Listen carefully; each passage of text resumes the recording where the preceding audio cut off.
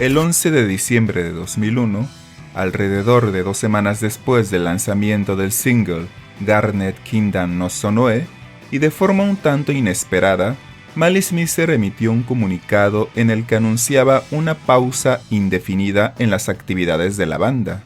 A su vez, pedían a sus seguidores que los continuaran apoyando en lo que siguiera en sus carreras. En ese sentido, el motivo principal por el que deciden detener sus actividades, o por lo menos lo que dan a entender en el comunicado, es que cada uno deseaba explorar sus propias ideas fuera de Malice Mizer. Los integrantes de la formación final continuarían con sus carreras musicales, Mana a través de Modimoa y Koji como solista y en diferentes bandas más o menos efímeras. Yuki sería la excepción, puesto que desde entonces ha mantenido un perfil bajo del que solo ha salido para colaboraciones ocasionales con los otros 2 miembros fundadores de Malice Mizer. Mientras tanto, Klaja, a pesar de su paso breve por la banda, apenas 1 año y 2 meses, aprovecharía ese impulso para iniciar una carrera en solitario en la que, alejándose totalmente de la escena visual kei, se decantaría por un pop luminoso un tanto inspirado en las formas de la música clásica.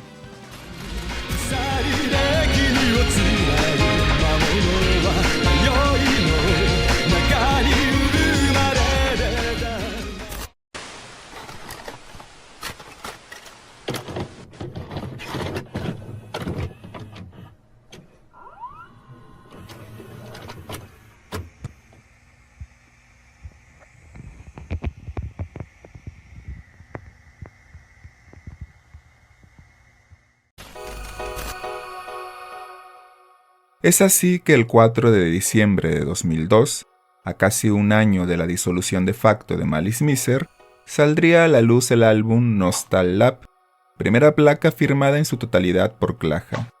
Sus 12 temas, si bien se ciñen en líneas generales a un sonido pop de escucha fácil, coquetean de pronto con otros géneros como el flamenco en Red Run Garasu no Hana, el swing jazz en Chameleon no Seppun, y el power pop en Green Sutae Tai Omoi, canciones que son una auténtica explosión de energía, por no decir una apoteosis en medio de temas más contenidos o sobrios como Taiyou no Ori, Penguin y Chocolate, cortes en los que la voz con vibrato natural de Klaja brilla especialmente.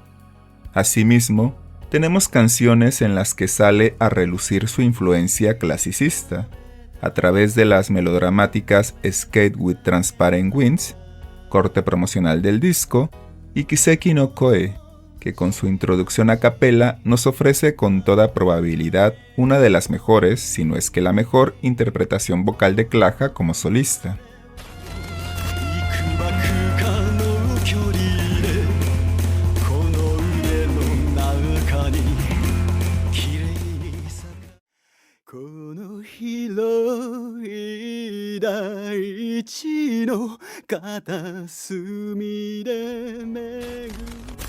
A lo largo del álbum también podemos escuchar 3 pistas instrumentales que sirven respectivamente de prólogo, interludio y epílogo: Shinshou Prison, Kanjou Prison y Kaihou Prison, las cuales giran en torno a un mismo motivo musical que crece en intensidad con cada iteración.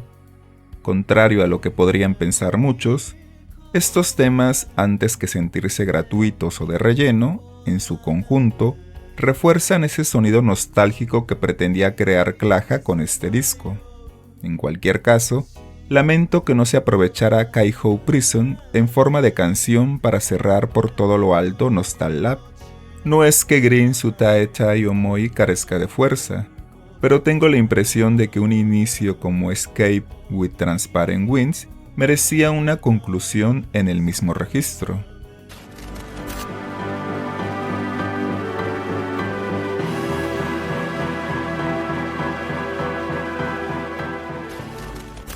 El lanzamiento de Nostal Lab vino acompañado de una breve gira por pequeños salones. Klaja también promocionaría el disco en una aparición que hizo en el programa Music Chat de TV Kanagawa. En dicha participación también presentó el video promocional para Skate with Transparent Wings. El 26 de marzo de 2003 lanzaría el maxi-single Merchant, al que siguió un tour con el mismo nombre. En el sencillo figura la canción que da título al mismo, tema de inspiración clasicista en el que los violines entretejen una apasionada melodía sobre una base electrónica, semejante a los arreglos del corte promocional de Nostal Lab.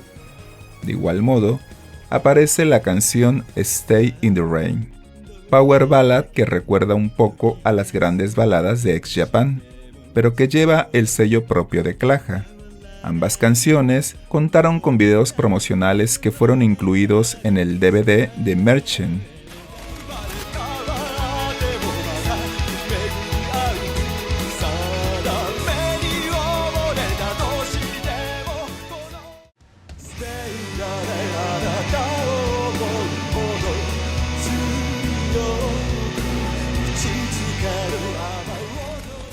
Otro tema que podemos escuchar en este sencillo es de Asahi no Mama, un corte de rock electrónico que contrasta mucho con las otras canciones de la placa por su ritmo big beat, así como la fuerte presencia de las guitarras eléctricas en la mezcla.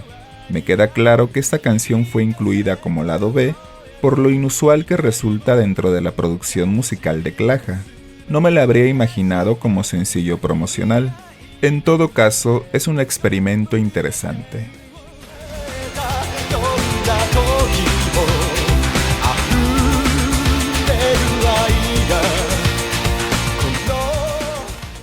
A la discreta gira de Merchant le seguiría un nuevo material discográfico, el último en la carrera de Claja, el mini álbum Setsubo.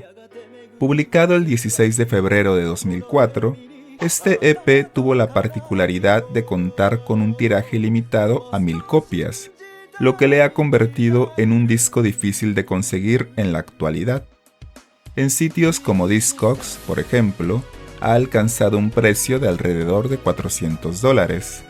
Ahora bien, por lo que se refiere al contenido del EP, tengo la impresión de que se trata de una placa hecha de forma un tanto apresurada, al menos al nivel de producción.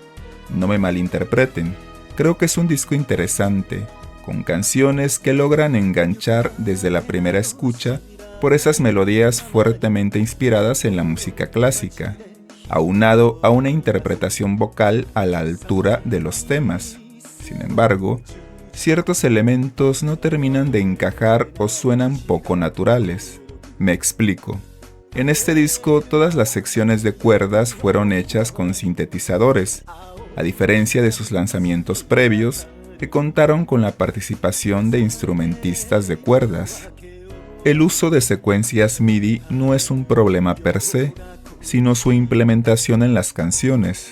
En ese sentido, a lo largo de los 6 tracks escuchamos un mismo tono de sintetizador que suena demasiado artificial, incluso para los años en que fue realizado este material discográfico. Sospecho que, para este punto, Claja no contaba con muchos recursos para la realización de este EP, por lo que hubo de trabajar con un presupuesto ajustado.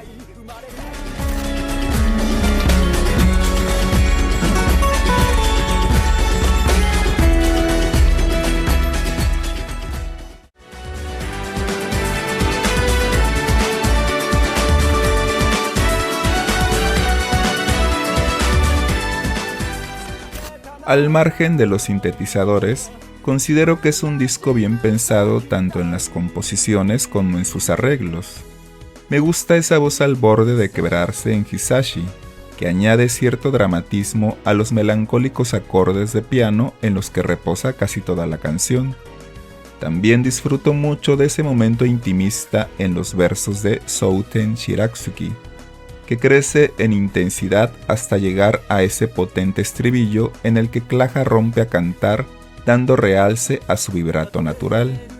Gekiko es otra pista instrumental que perfectamente podría haberse aprovechado en forma de canción, pero que no desmerece como interludio. En Kibou no Tenchi encontramos el tema que habría funcionado como sencillo si este disco hubiera tenido alguno, pues parece ser una reiteración de las ideas musicales desarrolladas en Skate with Transparent Wings y Merchant.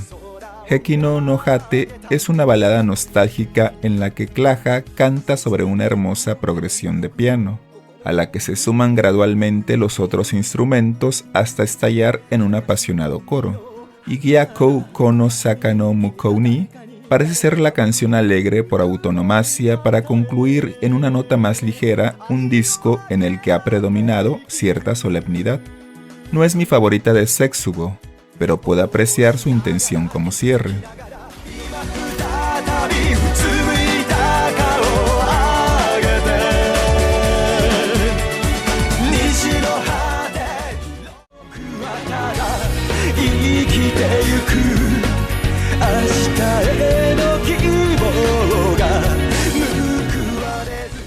A diferencia de Nostal-Lab y Merchen, Setsubo no vendría acompañado de una gira o de eventos promocionales. Parece ser que tuvo un lanzamiento más bien modesto.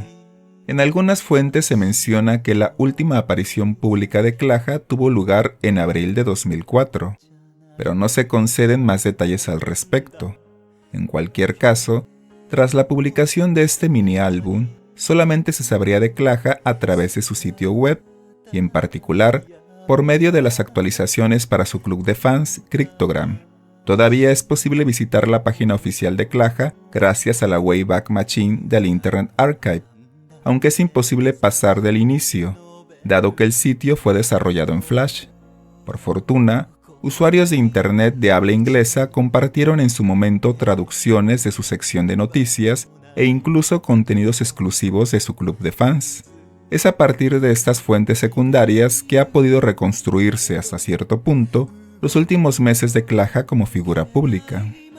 En ese orden de ideas, sabemos, a partir de una sección de preguntas y respuestas incluida en una revista digital para los miembros de Cryptogram, que Claja parecía tener ciertas preocupaciones sobre su salud, aunque no dice nada en concreto sobre su estado. Por otra parte, en la última actualización de la sección de noticias de su sitio web, publicada a finales de 2004, informaría sobre el cierre de su club de fans, aduciendo problemas en su condición física y mental.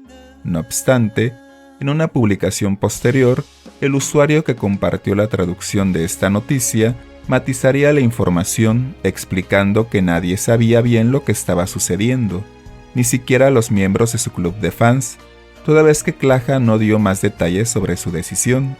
En cualquier caso, la sección de Cryptogram seguiría activa durante 2005, con actualizaciones ocasionales por parte de Claja. La última tuvo lugar en mayo de ese mismo año. Desafortunadamente, no se conservan estos mensajes, por lo que se ignora si Claja habría comunicado en algún punto su retiro temporal o permanente. Por otro lado, su sitio web seguiría abierto hasta 2009, al menos esa es la captura más reciente que se almacena en la Wayback Machine, aunque no hubo más actualizaciones que sugirieran su regreso o que confirmaran de forma definitiva su retiro. La discreción con la que Claja se habría alejado de la escena musical propiciaría diversos rumores sobre su paradero, algunos un tanto descabellados, los cuales se han compartido a través de los años en foros en línea dedicados a Malice Mizer. De todos estos rumores, el más difundido ha sido el de la supuesta enfermedad que lo llevaría a retirarse de la música.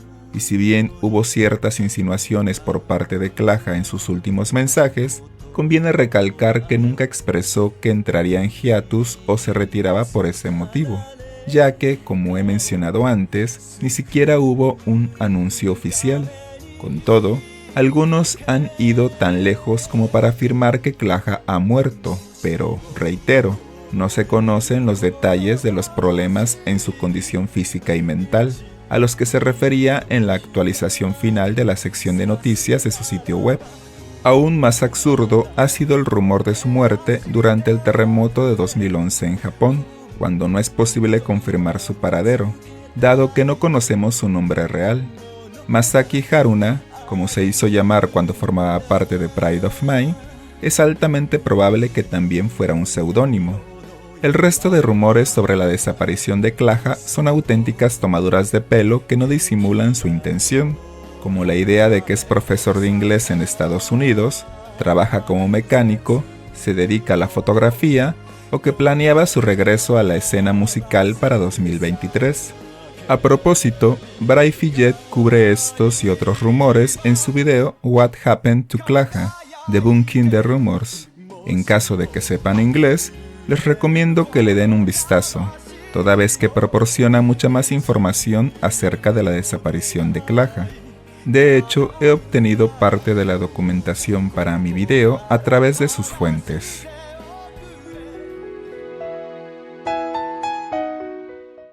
Sea como fuere, seguimos sin poder responder a la pregunta sobre el paradero de Klaja, y es posible que nunca lleguemos a conocerlo, mucho menos las razones que lo llevaron a desaparecer de forma silenciosa. Alrededor de 2019, Mana manifestaría en Twitter su intención de contactar a Klaja para participar en el Dead Century 6, concierto especial con motivo de los 25 años de Malice Mizer.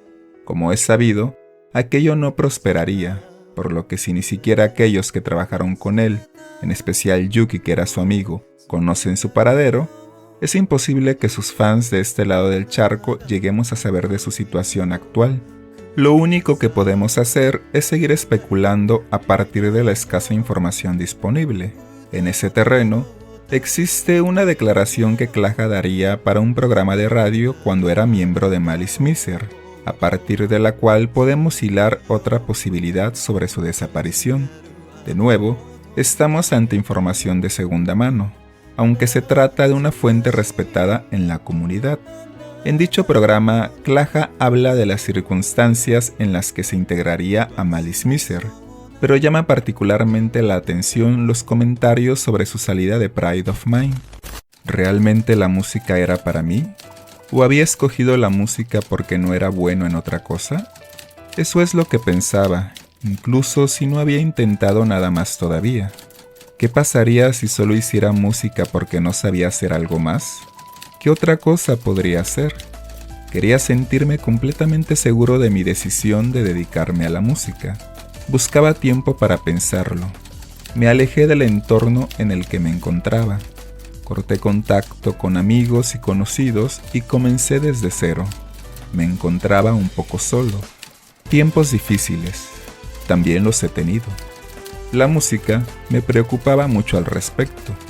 ¿Cómo se suponía que iba a seguir adelante? En ocasiones pensaba, a este paso, es probable que nunca sea capaz de cantar otra vez. Más adelante, en ese mismo programa de radio, expresaría que tras esta crisis reafirmaría su elección de dedicarse a la música, lo que explica en parte que aceptara la invitación de Yuki para incorporarse a Malice Mizer. Sin embargo, permitan que especule un poco a partir de esas declaraciones. Tengo la impresión de que ese sentimiento de que la música no era su vocación le siguió acompañando incluso durante su carrera como solista.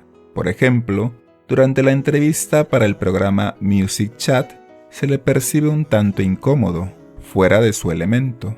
Asimismo, el éxito moderado que estaba teniendo en solitario podría no haber sido lo bastante redituable como para dedicarse a largo plazo a una profesión que no acababa de satisfacerle. En ese sentido, creo que Setsubo fue su apuesta final, pero al encontrarse agobiado con las preocupaciones antes mencionadas, no dedicaría tiempo a la promoción del disco, ni pensar una gira. Me parece que toda esta situación le estaba acarreando mucho estrés, por lo que comenzaría a plantearse la posibilidad de retirarse, aunque, inseguro de los pasos que daría a continuación, no descartaba la opción de continuar. Por ello, anunciaría el cierre de su club de fans, sin hablar de un receso o su inminente retiro. No obstante, al final decidiría apartarse de la industria musical de forma silenciosa, tal vez a la manera de los yohatsu, japoneses que se evaporan sin dejar rastro para comenzar una nueva vida. Por supuesto, todo esto no son más que especulaciones. Como he señalado antes, a estas alturas es casi imposible saber de la suerte de Klaja, pero me gustaría pensar que su decisión de desaparecer del ojo público le ha permitido encontrar la felicidad que quizá no le daba la música. y aunque a sus fans nos pese su ausencia e intrigue su paradero, lo mejor que podemos hacer es desear su bienestar mientras seguimos escuchando las canciones que dejó su fugaz pero interesante carrera solista. A lo mejor Claja, donde quiera que se encuentre, escucha de vez en cuando sus discos, recordando con cierta nostalgia ese tiempo en el que cantaba sobre escapar con alas transparentes. Quizás se le dibuje una sonrisa al saberse apreciado por su legado musical, aunque estas solo son figuraciones.